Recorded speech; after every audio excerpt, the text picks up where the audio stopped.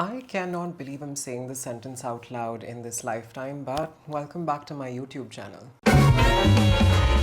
I just feel like this video in particular has been a long time coming. If you're new here, my name is Trinetra. I'm a 28-year-old Indian trans woman. I had bottom surgery or vaginoplasty with Dr Chettawut in 2019. And I can't even count the number of things that have changed, and so much has happened. Dermatology department. Vulvo, you look fab. Men and marriage. I'll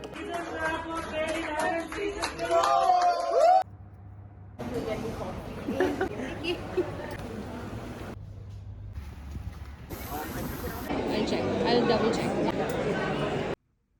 Hi. I have so many questions.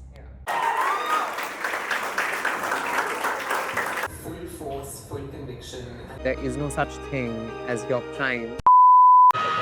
The last time that I did this, I was a medical student in Manipal, and then I became Dr. Trinetra Haldar, and then I became an actor, and then I moved to Mumbai, and I have this whole new life. Can you see him? I'm a cat mom now. This is my son, and his name is Elio. I love him to death. And he's like sleeping next to me, and there are times I look at him and I just want to cry because he's so cute. For a long time, I was like, I don't think I want to do this. I don't think I want to talk about something so private and intimate, especially now because my audience has grown, right? Like it's no longer 3,000 people. A lot of people were like, Trinetra, you navigate your life as a woman. You don't really need to do this. Why don't you stop talking about your past as much? And to be very honest, I have toned it down. In fact, if you look at my Instagram, I used to have like 1,000 something posts, and I've archived so many because there's so many complications to consider, right? Like I pay rent in Bombay, and I had a tough time finding an apartment because there was so much information about me online that people would look me up and make sure that I didn't get the house. Or say you're dating somebody and their parents find your content and life gets complicated. And I think my privacy is also really important to me now. I'm only now starting to build community in Mumbai at age 28. Back then, I felt absolutely alone. And the only way for me to sort of process what was happening to me was by talking about it online. Even in 2026, right, in a city like Mumbai, and I'm surrounded by people from entertainment and various other professions, like my doctor friends are still very close to me. What I gather is that people still don't see transition-related procedures as life-saving. People still consider things that we do to our bodies as purely cosmetic. And I feel like that's such a horrible reductionist take because it's so much deeper than that. And I can say with full confidence, without a shadow of a doubt, that it saved my life.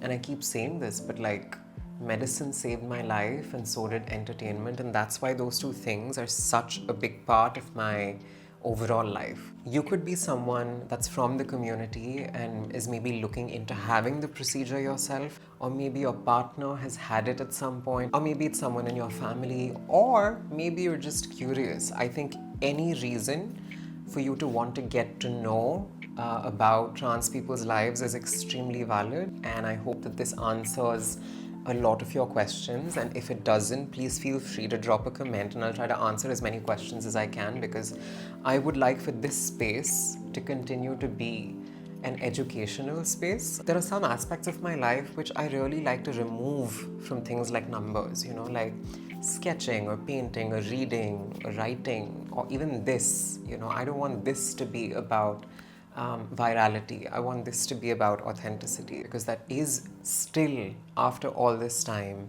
very much who I am. However, I'm going to split this video into 3 parts: the physical part, the emotional part, and the social part.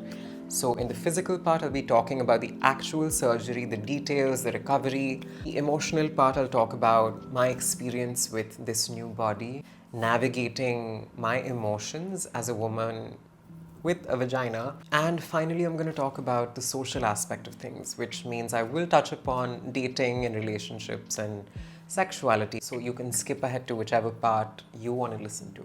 I had SRS or sex reassignment surgery or gender reassignment surgery or gender-affirming surgery or gender-affirming genital surgery or vulvo-vaginoplasty. There's 1,000 names now, but I used to and still call it SRS with most people. I feel like whatever term is most comfortable, use it. I had it with Dr. Chettawut in Bangkok in 2019.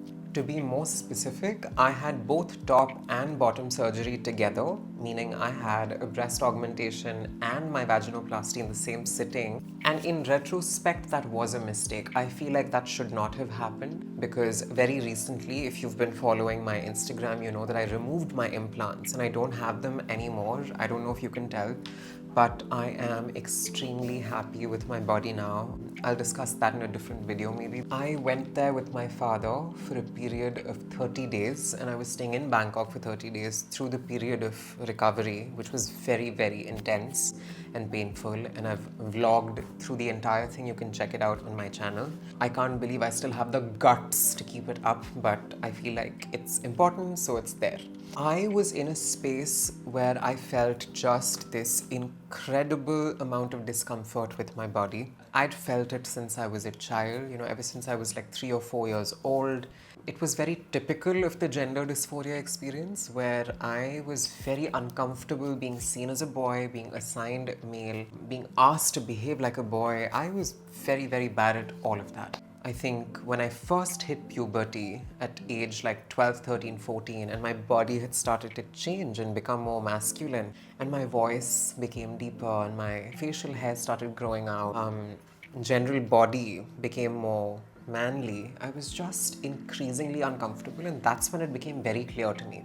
At that point, of course, I was uncomfortable about everything. My face, my chest, my genitalia, all of it was just debilitating anxiety on a daily basis, and going through your MBBS is hard enough, but dealing with this nonsense was just impossible. And I had told people, I had come out, I had started dressing a little differently, or I had socially transitioned a bit. I got my nose pierced, I had like kajal, and it just got impossible to go to the hospital, interact with patients, because you want to keep your patients comfortable. It's just your job. It's not the kind of job where you can fight with a client or you can fight with someone you're providing a service to.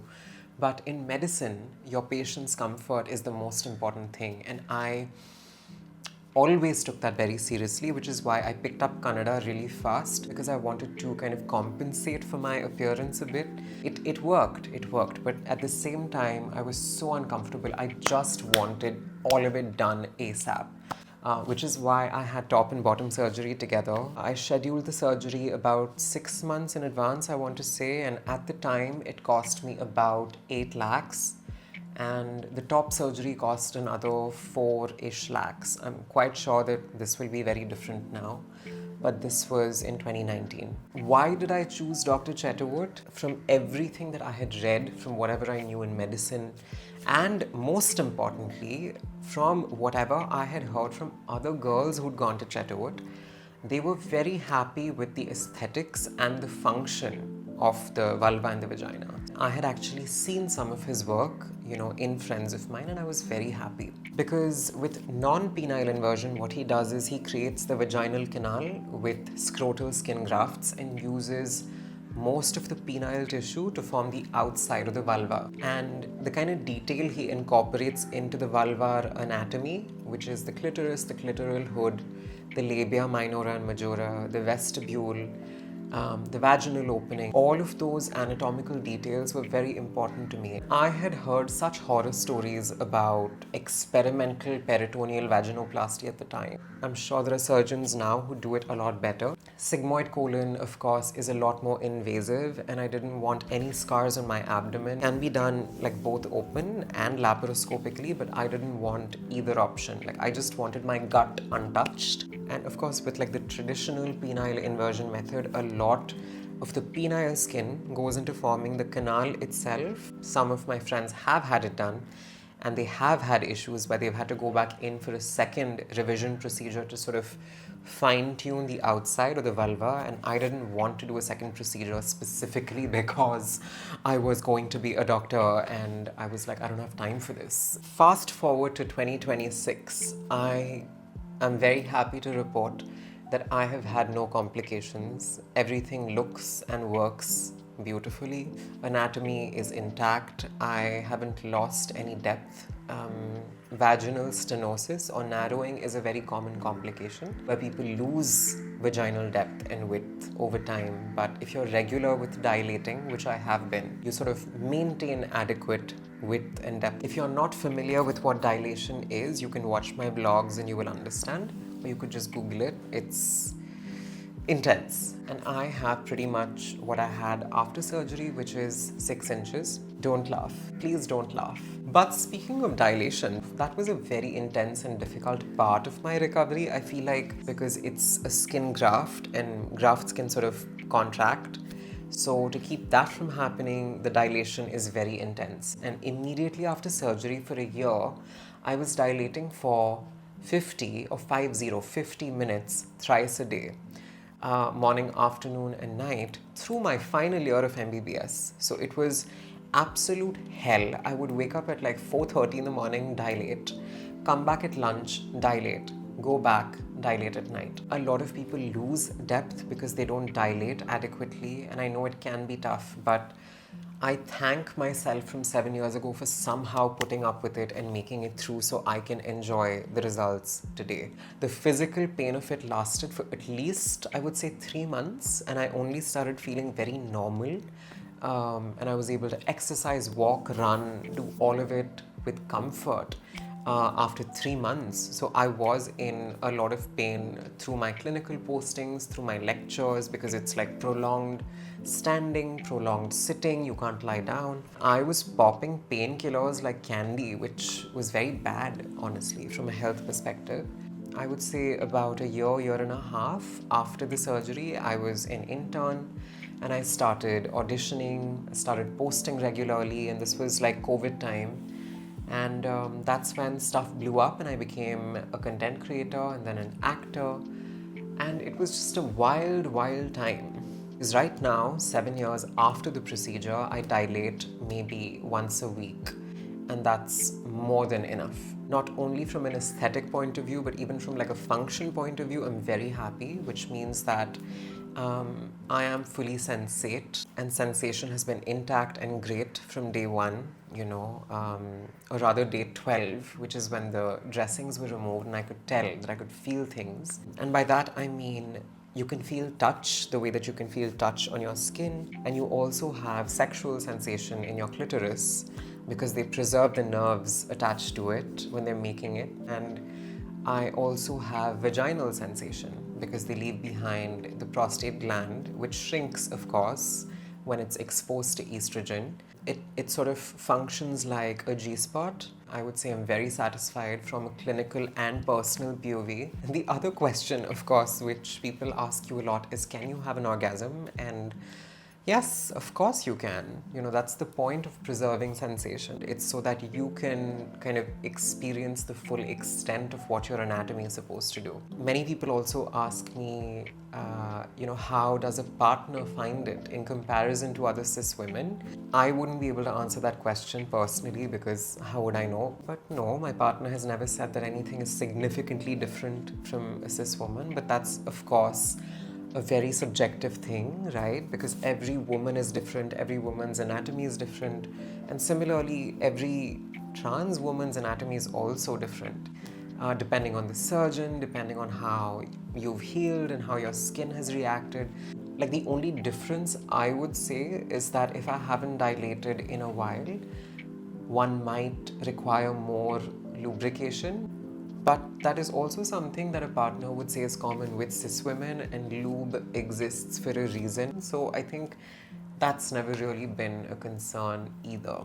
But of course, I don't have periods, I can't get pregnant, and I think that kind of sums up the physical aspects of things. Alright, moving on to the second part of the video, which is the more emotional or psychological aspects that I've experienced as a post-op trans woman in the last 7 years in transition. I feel like immediately waking up from surgery, there is this inexplicable, absolute sense of relief. Like when you're carrying something very heavy for really long and you put it down, you're just wearing like a very painful pair of shoes and you take them off. Think of that, but like multiplied by 20. That's how it feels, where it's just like this enormous amount of congruence and feeling of like, oh my God, it's done, it's over. Because you've been thinking about this for so many years, right? Like you've been wanting to see your body a certain way and you felt so disconnected and so foreign in your own body. And this was even before I saw the results. I was so happy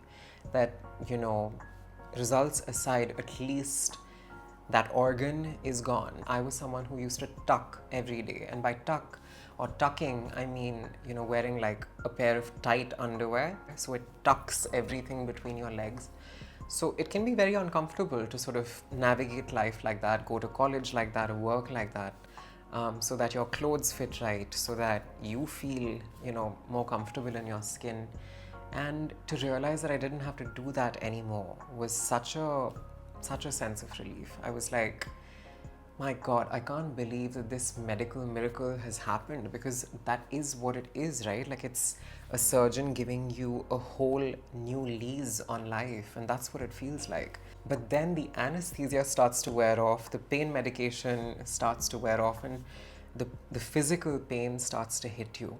And I think that is when, in the first month of surgery, I was in excruciating pain. I have never felt pain that horrible in my entire life. Even with other transition procedures, this was the most intense. I was properly depressed in the first month of surgery, because, you know, the pain of it is so debilitating that you're bedridden, you can't walk, you can't eat, you know, certain foods. It has to be like semi-solids. And you're dilating, and at that point dilation is painful because it's, you know, the surgical area is still healing. This particular part of recovery can really traumatize people. Not only is your body recovering from surgery, but, you know, it's a new organ, it's a bunch of new organs that you have to learn to take care of, and there's a lot of maintenance and upkeep in that time. And I just remember sobbing, and I was in college, and, you know, attendance issues can be very real.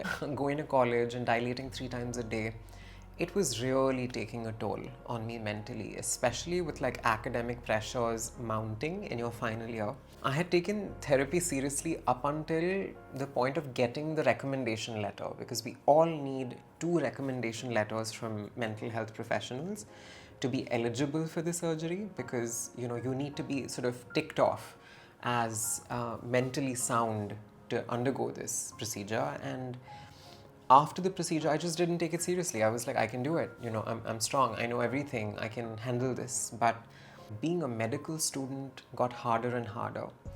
And as I started talking about it on social media, a lot of people naturally felt that I was, you know, attention whoring, that I was attention seeking. And this happens, that whenever someone becomes a content creator or starts posting about their life, your immediate circles are usually not the people who give you support, it's usually strangers.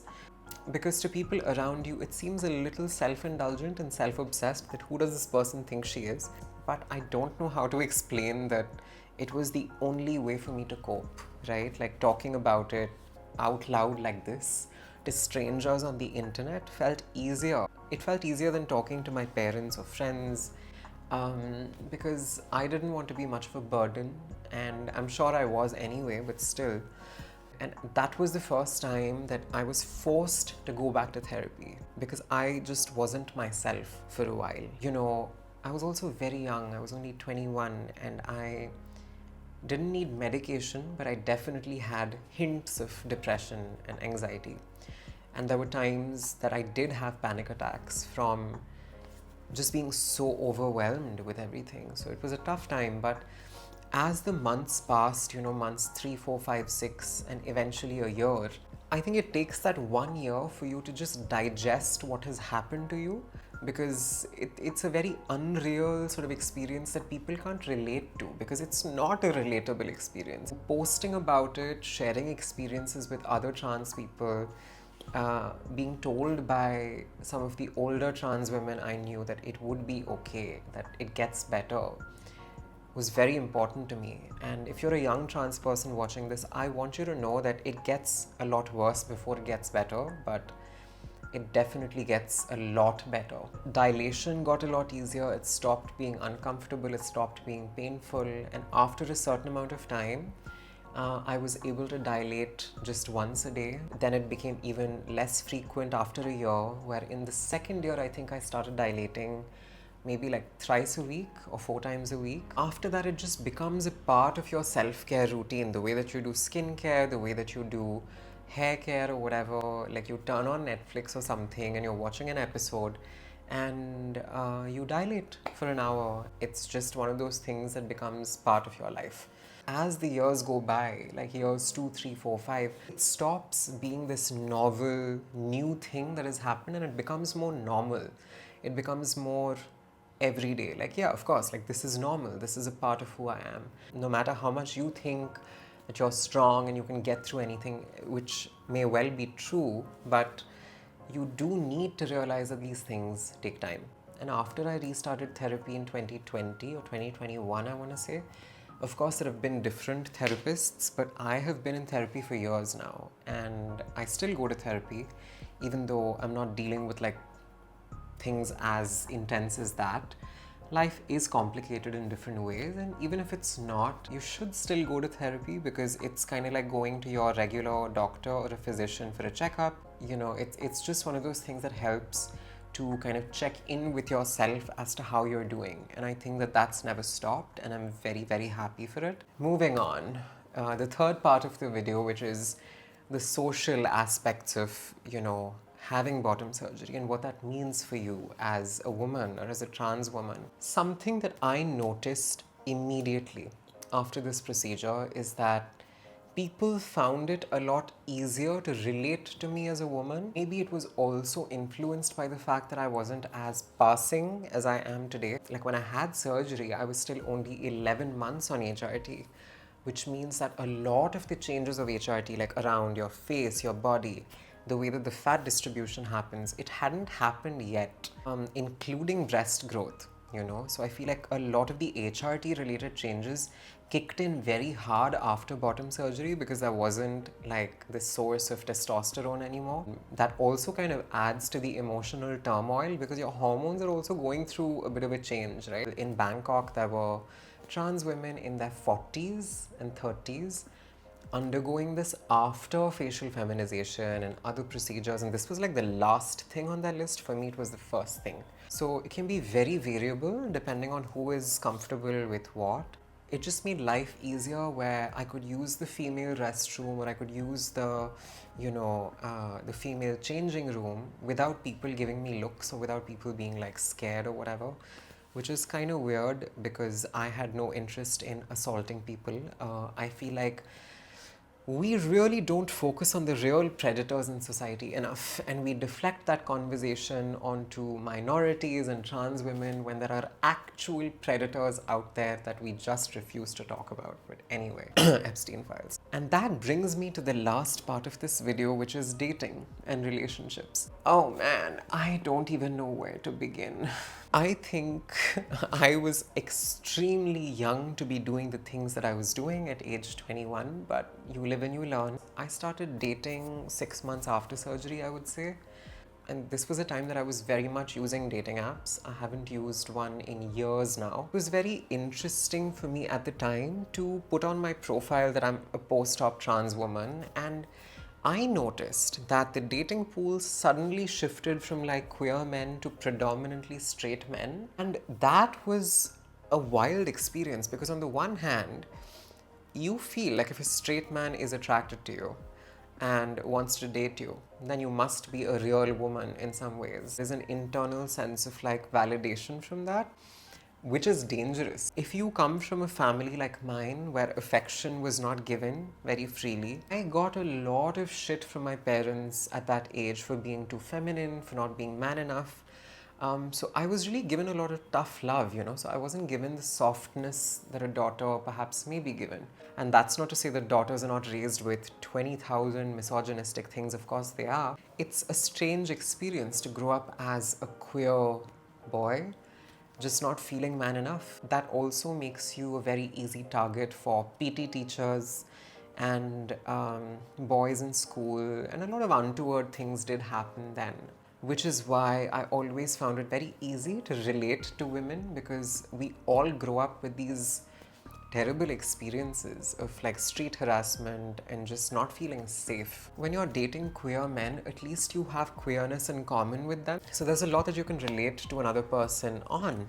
But with straight men, often that is not the case. And you have to start from ground zero and explain your identity, your queerness, the procedure. So very often, especially on the apps, I would find myself giving like a gender 101 lesson to a lot of people that maybe didn't deserve that kind of time and energy. Because on the one hand, there is the validation that you feel when you're sort of the object of a straight man's desire, but then there is also this alienation because your world is so different from them.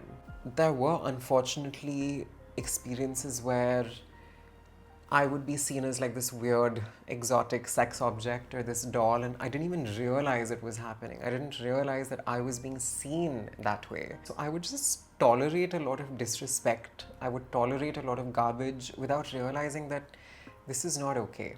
I suddenly had this light bulb moment that I am allowed to consent to things. I am allowed to say no if I'm not comfortable with something. Just because someone sees me as a woman does not mean that my consent is not important. And it took me a while to understand that, unfortunately. Because you've been deprived of love and affection for so long that when someone gives you just a little bit for the first time, it feels very special. It takes years and years and years of work on yourself to sort of really believe that you deserve love, that, you shouldn't allow someone to treat you badly just because you're different. And just because someone sees you as a woman does not mean that they're doing some sort of like charity. And it doesn't mean that they're a good person or that they will treat you with respect, because this is bare minimum. Someone can treat you as a woman and still treat you very badly. And I had to learn that the hard way. But of course, there were wonderful people that I met who I'm still in touch with. I am very grateful for the good men in my life, and whether that's my friends, whether that's family, whether that's men I've dated, there have been some really wonderful people that allowed me to believe that I did deserve good things in life. I don't know, there is this weird connotation of trans people being inherently like sexual or deviant, so you can do whatever you want with them. Like, there is that attitude that you experience a lot. And by the time I was 23, about 1 or 2 years post-op, I was already in the film industry. And despite me starting in a project as huge as Made in Heaven, like, it sucks, but it's true that there have been untoward experiences in the city. There have been, people assuming that just because you're different, they get to objectify you a certain way, that they can disrespect your consent. And these things do happen, and sometimes you can do something about it and sometimes you can't.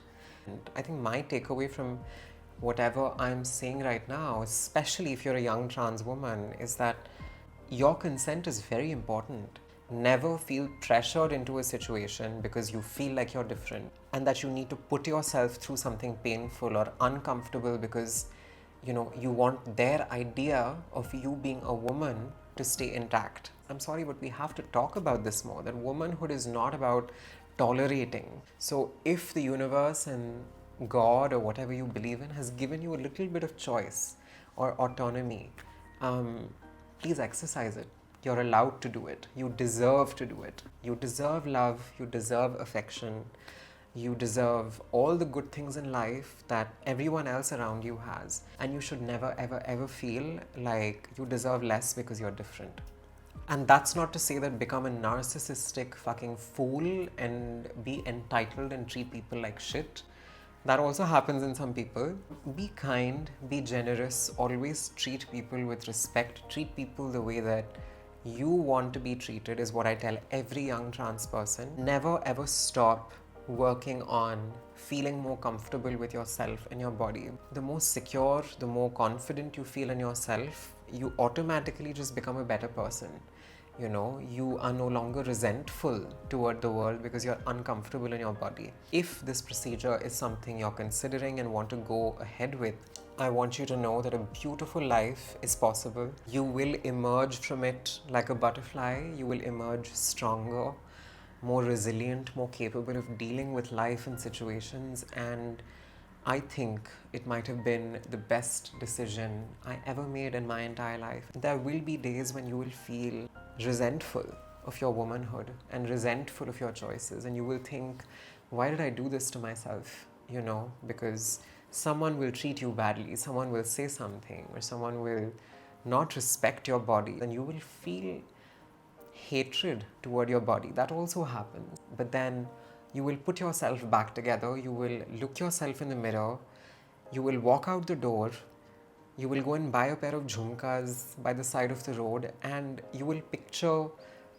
a 3-year-old or 4-year-old version of yourself that never thought that something like this is possible in this lifetime. And you will remember what a miracle it is to be alive in this body, to be experiencing this world, and you will experience love and pleasure and ownership of your body, and you will remember how beautiful it is to be a woman. And I would not change that for the fucking world, and no one can take that away from me. Are we saying bye? Yes, let's say bye. Bye.